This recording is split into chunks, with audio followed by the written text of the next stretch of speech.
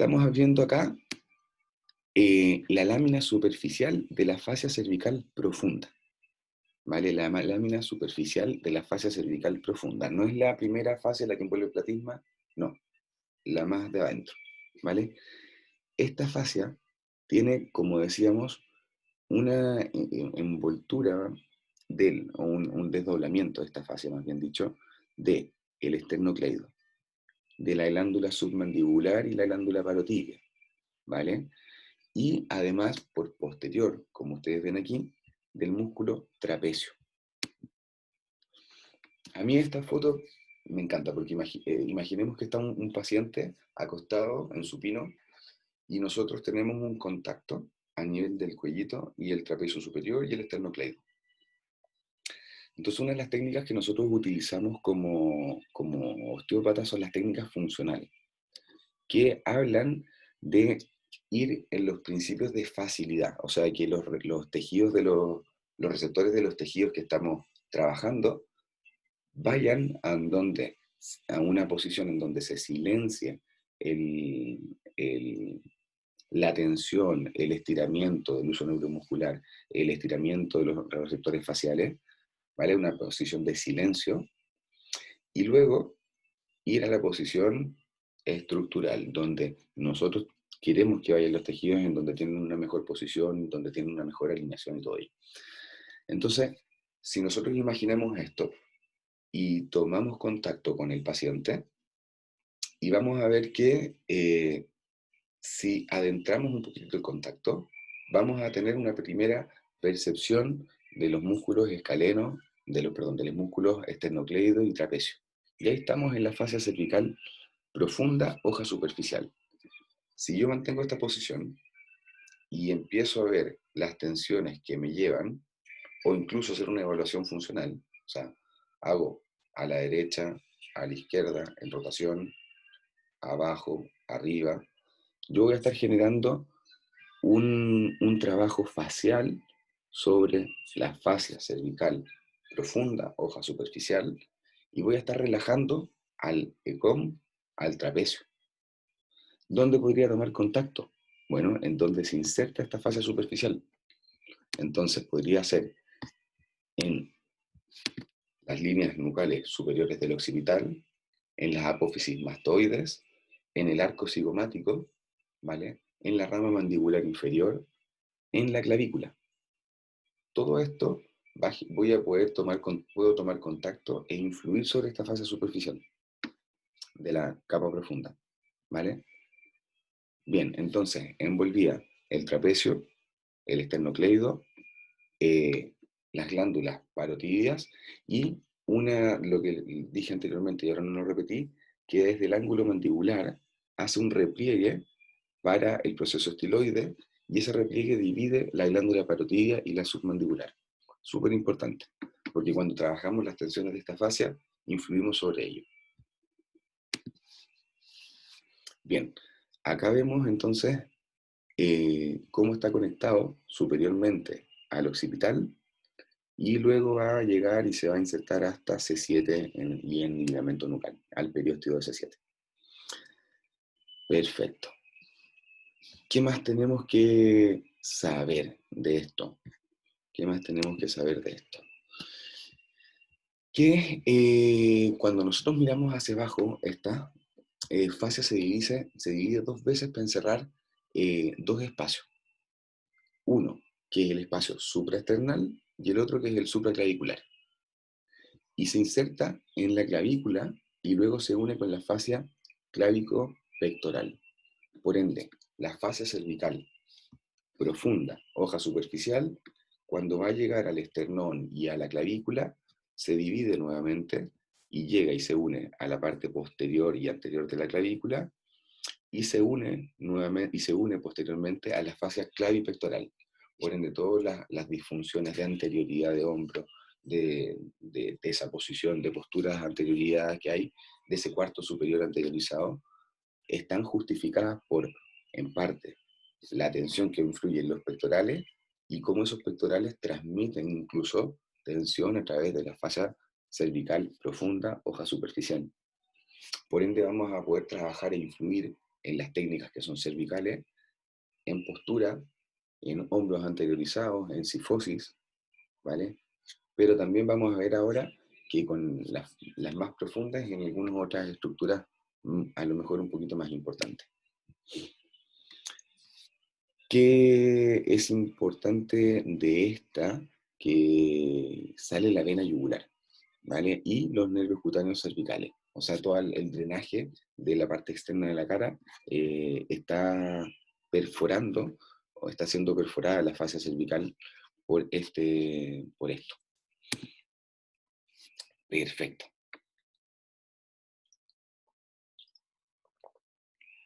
Lo que decían algunos autores entonces, esta es la fascia media la fascia medial de la cervical profunda y que contiene a los músculos infra y suprayoidio. No a todos, pero al homoyoidio, al esternotiroyoidio, sí. Y eso nos comunica esta fascia, como lo vemos aquí, ¿vale? Desde la mandíbula al yoides, yoides a esternón, y esternón y de aquí a toda la fascia que ya decíamos clavipectoral, ¿vale? Por ende, la tensión y las disfunciones temporomandibulares, todos los trastornos de anterioridad de la mandíbula, me van a estar influyendo directamente toda esta fascia clavipectoral, ¿vale? Incluyendo estos músculos supra e infrayoideos. Ya pasando esa fascia cervical, la hoja superficial de la fascia cervical profunda entrando a la hoja media, que es la pretraqueal, se ve claramente cómo envuelve estas estructuras, ¿vale? Cubre el frente y los lados de la tráquea y por lo tanto por eso se conoce como fascia pretraqueal. Se divide para encerrar la glándula tiroides, creando una cápsula y que está conectado al cartílago tiroideo, al arco del cricoides por la parte anterior, ¿vale? Entonces, esto, cuando yo tengo y profundizo mi contacto en esta misma tomada que teníamos acá en el cuellito, y profundizo mi contacto y tomo contacto con esa fascia, voy a estar influyendo en el deslizamiento de la tráquea, en la movilidad de la tiroides, de la paratiroides, porque estoy envolviendo completamente esta estructura. Por ende, esas mismas personas que tenían problemas de deglución, esta es la fase que tenemos que trabajar, o el deslizamiento de esta fase. ¿Y cómo lo podemos hacer? Sabiendo de dónde hasta dónde va, ¿cierto? Entonces podemos tomar contacto, ya decíamos, arriba del cartílago yoides, y podemos tomar contacto a nivel más abajo, del cricoides, podemos tomar la tiroides, qué sé yo, y vamos a tener esa posibilidad de influir en las tensiones que tenga esta fascia y en la movilidad que tenga con respecto a las otras estructuras, ¿vale? Hay técnicas que utilizamos y saben mucho los osteópatas en contacto con esta fascia y movilizamos el pericardio, por ejemplo, por la conexión que tiene con el esternón y con la fascia, como decíamos aquí, que llega hasta este mismo pericardio, con esa fascia profunda endotorácica. Esto es parte, todo esto, estas estructuras que estamos conversando son parte de una gran estructura que se llama tendón central, y ese tendón central comunica, ya vemos, desde el occipital, todos los músculos, no todo, la musculatura supra e infrayoidea, tráquea, esófago, diafragma, corazón, pericardio y pleuras, ¿vale? Y esto genera y llega después al diafragma, continúa con el psoas, con el sistema visceral, con el peritoneo visceral, y llega hasta los músculos del suelo pélvico. Ese tendón central está influenciado por todas las tensiones faciales que tienen esta estructura. Por ende, las personas que tienen problemas de alteraciones de la voz, que tienen anterioridades y tienen un problema de dilución, esta fascia es la que hay que trabajar. Bien, ya lo conversamos. Aquí tenemos el compartimento de la fascia prevertebral. Y aquí, para no alargar mucho más la cosa, la fascia prevertebral tiene una característica súper importante que rodea los músculos de la parte anterior y posterior del cuello profundos, ¿vale? Al largo del cuello, al músculo escaleno. a los músculos paraespinales y al elevador de la escápula. Cuando yo tomo contacto con esta fascia, tengo que saber una cosa, que también para yo poder atravesar con el nervio raquídeo y salir afuera, vamos a ver que da una prolongación de esta fascia, ¿vale? Y esa prolongación acompaña al plexo braquial, por ejemplo. Dicen autores que pueden llegar hasta el codo. Por ende, todo lo que yo pueda hacer con técnicas e influenciar en la movilidad de la fascia prevertebral, voy a estar influenciando directamente sobre la movilidad del nervio que está saliendo por ahí. Eso para mí también me generó harta cosa positiva. ¿Por qué? Porque, por ejemplo, hoy día en la mañana atendí a una persona que tiene artrosis cervical. Y dentro de las cositas que se le recomienda es la movilidad. Entonces, una de las técnicas que se les puede realizar es tomar contacto y movilizar la fascia cervical profunda. No tiene por qué ser una técnica de manipulación. Igual voy a estar influyendo sobre la salida del nervio. Entonces, a las personas con artrosis tengan, pero por consideración que es una de las técnicas que sí o sí hay que realizar.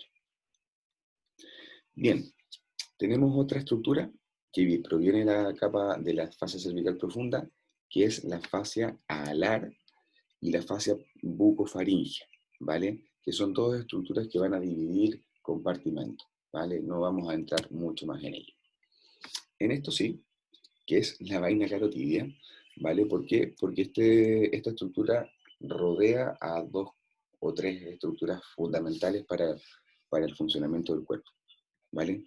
Que es la vena yugular interna, la arteria carótida interna y la arteria carótida, claro, dependiente del nivel, y al nervio vago. Por ende, esta fascia tiene que ser de suma importancia para los osteópatas. El nervio vago ya sabemos todas las correlaciones que tiene con el sistema eje intestino-cerebro, ¿vale? Y nosotros podemos mediar con técnicas osteopáticas el camino, ¿vale? No necesariamente tenemos que entrar a saber de alimentación, de todas las dietas y todo, sino que podemos ayudar con técnicas manuales a trabajar el camino y la vía que conduce todos estos cambios alimenticios. Entonces, saber el recorrido y saber dónde está es fundamental para nosotros. ¿Cómo se forma esta, esto? Esta condensación se forma de las tres fascias de la cervical profunda, ¿vale? Esas esas tres conexiones, esas tres expansiones forman este tejido y por ende, cuando yo trabajo cada una de estas fascias cervicales, ¿vale? Voy a estar trabajando e influenciando en la tensión de ella. Pero de forma directa yo puedo tomar contacto con esta fascia en específico porque va bastante superficial y puedo movilizarla, ¿vale? Hay dos cosas muy importantes que hay en esta fascia cervical de la vaina carotidia, que son las ansas cervicales.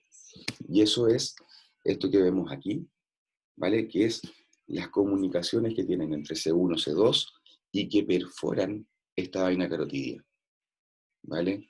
Por ende, cuando modificamos las tensiones de esta vaina carotidia, vamos a modificar también esta ansa cervical y por ende la información que está llegando a C1 o C2. Bien.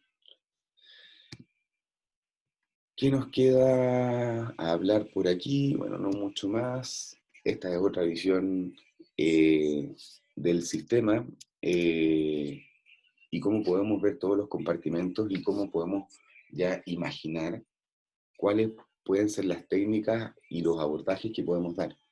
Todo esto sin manipulación, todo esto con un abordaje de los mismos incluso masajes que se dan.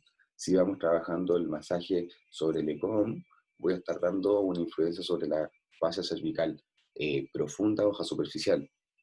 Pero si ya me voy a dar un masaje en los escalenos, estoy en la fascia cervical profunda, hoja media, perdón, de la fascia media de estos autores que la describen así. Si ya me voy a tomar contacto en la tráquea, ya estoy trabajando en la fascia pretraqueal. Entonces, esto nos da conocimiento y nos da intención en el tratamiento. Y también nos da una foto de cómo podemos movilizar estas estructuras con respecto a las aledañas. Entonces, ¿por qué es importante la manipulación de la columna cervical? Por todas estas razones que están acá.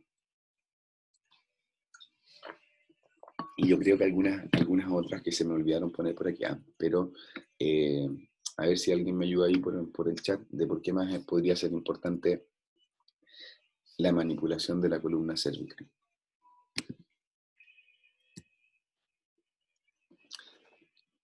Aquí ya se me pasó, pero lo vamos a ver al tiro. En la columna cervical tenemos una estructura que me encantó también cuando descubrí este paper, que es el nervio frénico. Yo cuando estudié, a mí me hablaron del nervio frénico como una estructura puramente motora, que inerva el diafragma y ya está. Y la verdad es que inerva bastante más estructura que el diafragma, pero también tiene un componente sensitivo. De hecho, el 30 a 45% de las fibras del nervio frénico son sensitivas. Y va a tener un recorrido muy, muy, muy interesante y va a tomar contacto con la pleura, el esófago, el pericardio, directamente con la aurícula derecha del pericardio. El diafragma, como ya sabíamos, el peritoneo, el hígado, y vamos a seguir bajando porque hace una conexión con el ganglio celíaco y llega al plexo gástrico, las cápsulas suprarrenales. Y esa conexión con las cápsulas suprarrenales clínicamente tiene una justificación, nos da una justificación súper importante. O sea, yo creo que actualmente en consulta, y todos nosotros debemos tener dolor cervical, o la mayoría de nosotros, no todos, pero la mayoría de nosotros dolor cervical. O en algún momento del día o de la semana tienes dolor cervical. ¿Y por qué? Tenéis como apretado el trapecio y no se han levantado muchas pesas, no hemos tenido muchos accidentes de auto, no hemos tenido cosas traumáticas que justifiquen ese dolor. Entonces, ¿por qué me duele si es que no tengo el, el daño o la noxa del tejido musculoesquelético? Y hay una de las justificaciones que es más importante es saber esta conexión. Porque cuando yo conecto con las cápsulas suprarrenales, y lo otro que se descubrió es que tiene fibras catecolaminérgicas, por ende, genera con una transmisión de neurotransmisores del estrés. Y si sale de la cápsula suprarrenal y luego se va al diafragma, porque se conecta con él, cada vez que yo tengo estrés, espasmo el diafragma. Y se subo y llego a la inervación del trapecio superior, C3, C4, C5, espasmo el trapecio superior, y el ECOM, y el pericardio, porque es muy importante que el cuerpo tenga una anticipación ante el estrés, una respuesta fisiológica, entre comillas, inmediata ante el eje de estrés. Entonces, toda esta conexión, o sea, si se dan cuenta, conecta con el hígado, ¿vale? Y el hígado, cuando yo entro en procesos de estrés y lo percibo por la cápsula suprarrenal, porque esa es la que me está gatillando, el hígado directamente tiene que empezar a hacer glucosa, porque su función número 1 en eje de estrés es la gluconeogénesis. Por ende, esta conexión nos está informando para que nuestro cuerpo nos proteja también de las situaciones de peligro. Ahora, el problema es que si vivimos con peligros constantes, como son las cuentas, como son los jefes, como es el coronavirus, como son todas estas cosas, claro que la repercusión va a ser muy importante a nivel del sistema musculoesquelético. ¿Vale? ¿Se entendió bien? Pulgares para arriba, si está todo claro. Perfecto. Muchas gracias, chicos. Vale. Ya. Resumiendo la parte, entre comillas, neurofisiológica de toda esta cuestión.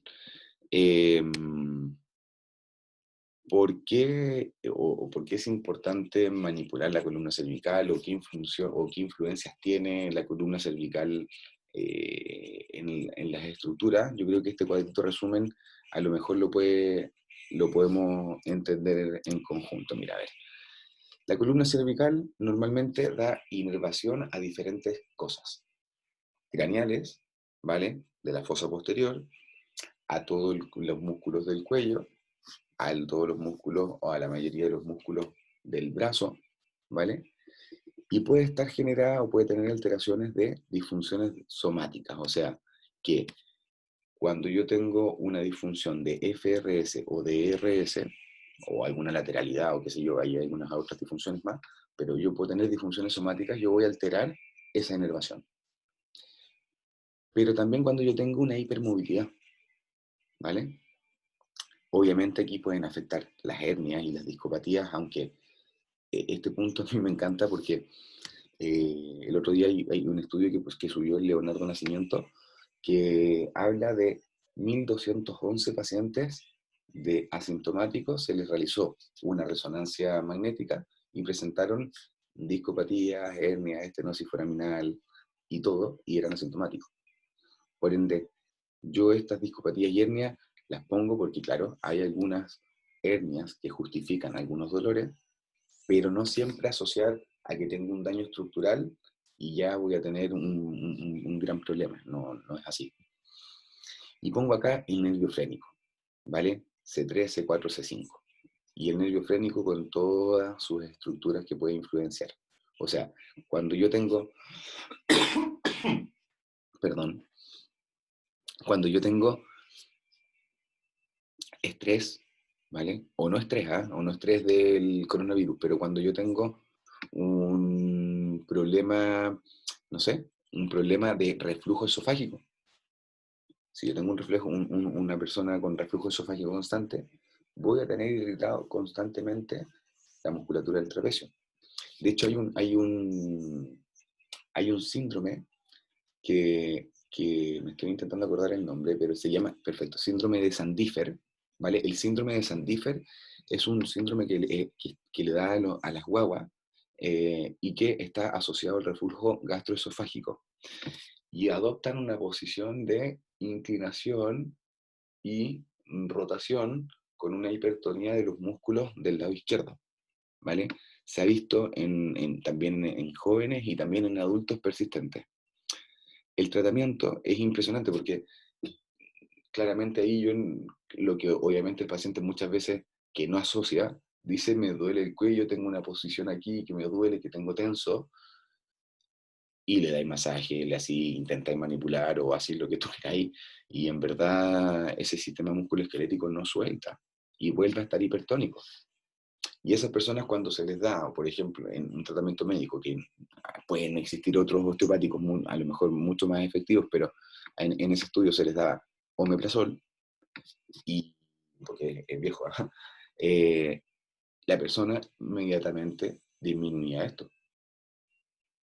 Entonces, cuando yo tengo una irritación de cualquier estructura que tengo acá, voy a tener una respuesta motora alterada de los músculos cervicales, pero también, como vemos aquí, de esta estructura que está en azul, que es el núcleo espinal del trigémino, que conecta cervicales C3, C2, C1, y conecta con todo el núcleo motor, y conecta además con el nervio vago, por ende con toda la inervación del sistema visceral, ¿vale?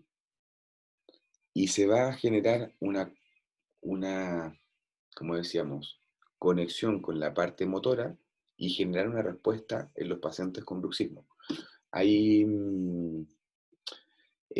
los mismos pacientes con reflujo gastroesofágico, que creo que el 70% de ellos tienen bruxismo, ¿vale?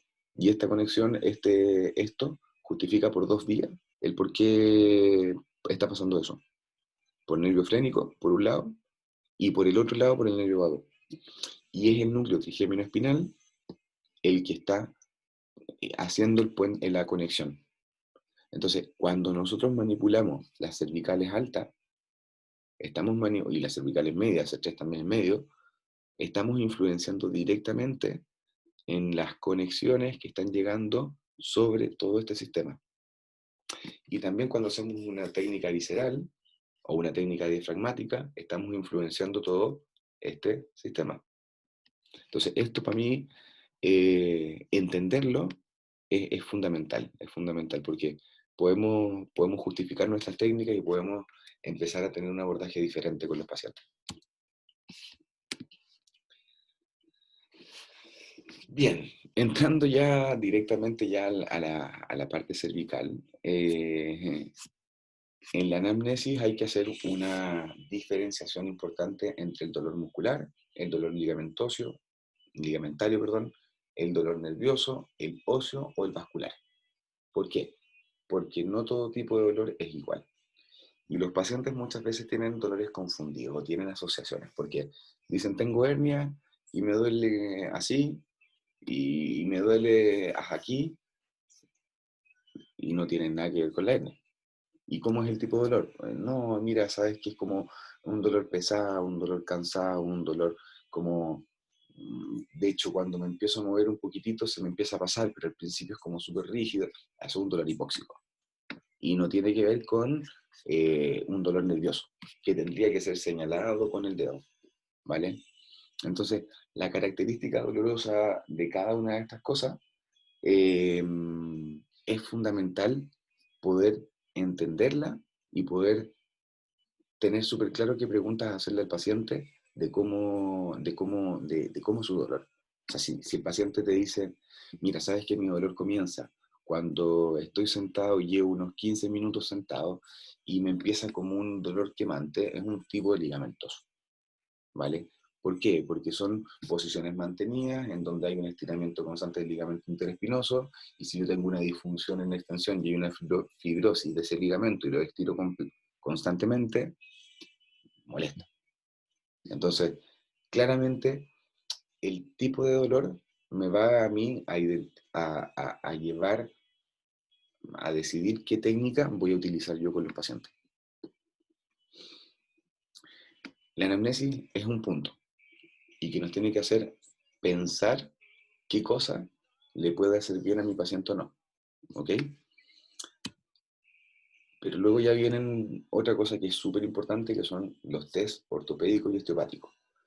Y digo esto porque yo pasé por lo mismo y muchos de las personas que les hago monitoría pasan por lo mismo, que llega una persona con dolor de cuello y manipulan.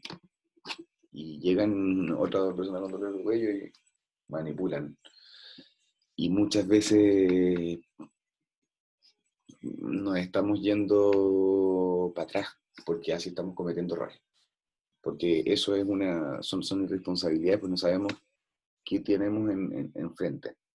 No sabemos si tiene una norquiaris, no sabemos si tiene una insuficiencia de la arteria vertebral, no sabemos si tiene cositas. Entonces, oye, nuevamente me estoy quedando sin tiempo, quedan 10 minutos. Ya, si queda otra la dejamos para uno siguiente, ¿les parece? Bien, un siguiente día, no más rato, porque ya me tengo que ir a dormir. Eh, bien, entonces, porque queremos evitar esto, queremos evitar que tengamos accidentes, que tengamos eh, problemas legales, queremos evitar demandas, ¿vale? Y queremos evitar que nuestro paciente tenga algo, un nocebo, o sea, un nocebo.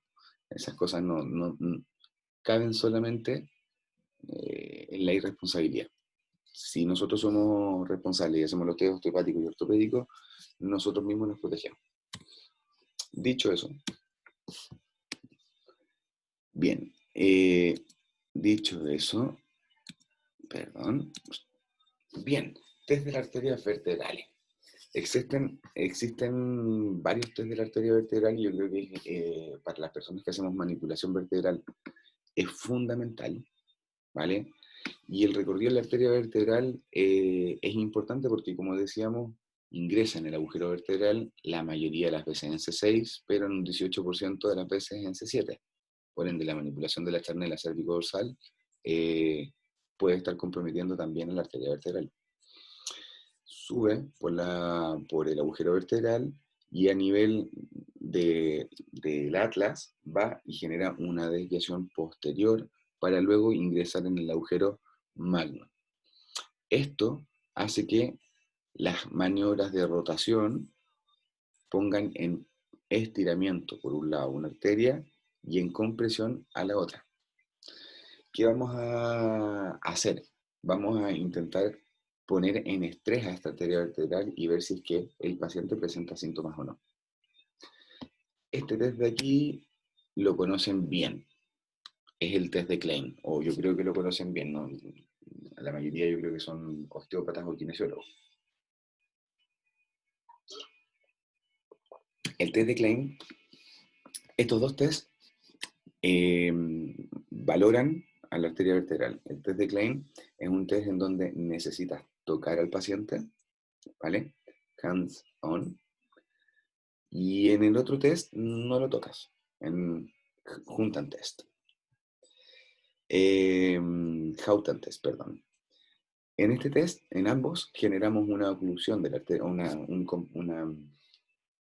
un estrés, digámoslo así, a la arteria vertebral, porque el otro día estábamos escuchando a un profesor de la Escuela de Osteopatía que tiene un libro de pruebas de evaluación osteopática y ortopédica, y le preguntaron sobre la arteria vertebral y dijo, se evalúan las dos, una por compresión, la otra por estiramiento. A mí me dieron un discurso en algún momento que era la del mismo lado para el cual yo votaba, pero en verdad siempre me pregunté qué pasaba con la obliteración de la otra. Entonces, esto es verdad. O sea, cuando yo evalúo y hago un test de Klein, evalúo las dos. Se evalúa bilateralmente, de todas maneras, pero evaluamos las dos arterias vertebrales.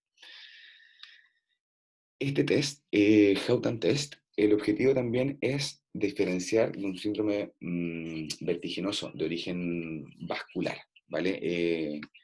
Y se genera con el paciente en posición de sedestación, se le ponen las manos en supino, con los codos extendidos, y luego se le pide que con los ojos cerrados extiende rota la cabeza.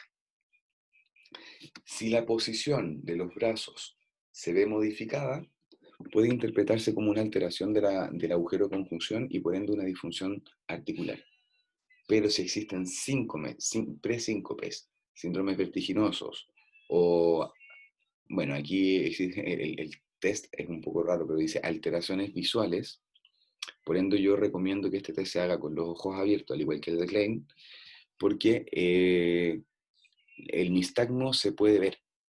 Y en este momento, con los ojos cerrados, no lo estamos viendo. Entonces el test se realiza yo lo recomendaría realizar con los ojos abiertos, ¿vale? Bien, hay otro test que es el test de Rancurrell. Y el test de Rancurrell, y otro más que es el test de la arteria vertebral de forma funcional, que son test en donde en uno se ponen estrés en el Rancurrell, toman contacto en el triángulo de TU en C2, los músculos suboccipitales, y traccionan anteriormente. Ese test genera este aumento de esta curvatura en este punto. Entonces, se mantiene también por 30 segundos y se ve lo mismo. Reflejos, si es que hay temas vertiginosos, nistagmo, alteraciones vagales, perdón, alteraciones de sensación de vómito y esas cosas. Y el otro es el funcional de la arteria vertebral, que uno simplemente le pide al paciente con los brazos al lado que mire hacia arriba y al techo, haciendo la extensión, la rotación y la inclinación al lado. Si el paciente presenta síntomas, si no, no es necesario, si el paciente presenta síntomas discales, pues si tiene de origen ligamentoso el dolor, ¿para qué? ¿Vale? Hay algunos test para diferenciar qué está pasando en uno u en otro lado, ¿vale? Y si es ese problema del disco, si es que es de la protrusión, de origen de una protrusión, o si es de origen con respecto a una hernia, ¿vale? Por eso el test de Jackson se hace en tres posiciones. primero en neutro. Si yo me hago la compresión en neutro, siempre con el doble mentón, ¿vale? Estoy evaluando y me va a dar positivo en las discopatías, tanto en las hernias discales como en las protrusiones discales, ¿vale? Cuando yo hago una inclinación homolateral al dolor, ¿vale? Y comprimo, estoy evaluando y si me da positivo la hernia discal. La protrusión no da positivo. Y cuando hago una desviación contralateral y comprimo, me da positivo la protrusión, ¿vale? ¿Qué otra cosa me podría dar positivo en las inclinaciones? Son las estenosis foraminales, ¿vale? Me podrían dar positivo también, ¿ok? Y por su contraparte, tenemos la distracción, que cuando hago el test de distracción, si el síntoma se alivia y se me pasa, es positivo, ¿ok? Hay otro test que a mí me gusta mucho y que es el test de Nassfinger, ¿vale? Que se hace una presión sobre la vena yugular. Y esa presión sobre la vena yugular lo que hace es aumentar, que la vena yugular saca el 90% de la sangre del cerebro y también drenan ahí el líquido cefalorraquídeo, todos los contenidos de metabolitos drenan ahí.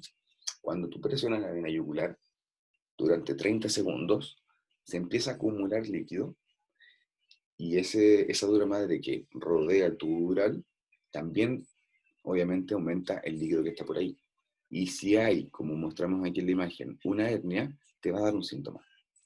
Para aumentarle la sensación al paciente, después de los 30 segundos se le pide que tosa de manera enérgica. Y con esa tos aumentamos la presión intratorácica, intraabdominal, intracraneana, y aumentamos también las, entre comillas, sensación o puesta en compresión de la estructura. Bien, chicos, vamos a tener que dejar hasta aquí. Les dejo los test de desfiladero para otro día. Eh, Me encantó que estuvieran acompañándome a grabar este videito. Va a quedar colgado en YouTube. Algunas cosas tuvieron que ser rápidas. Y vamos a hacer una segunda parte en donde vamos a hablar de las disfunciones de los test de desfiladero, de las disfunciones y de las técnicas que podemos utilizar en articulares en la columna cervical. Nos estamos viendo. Muchas gracias a todos y cuídense.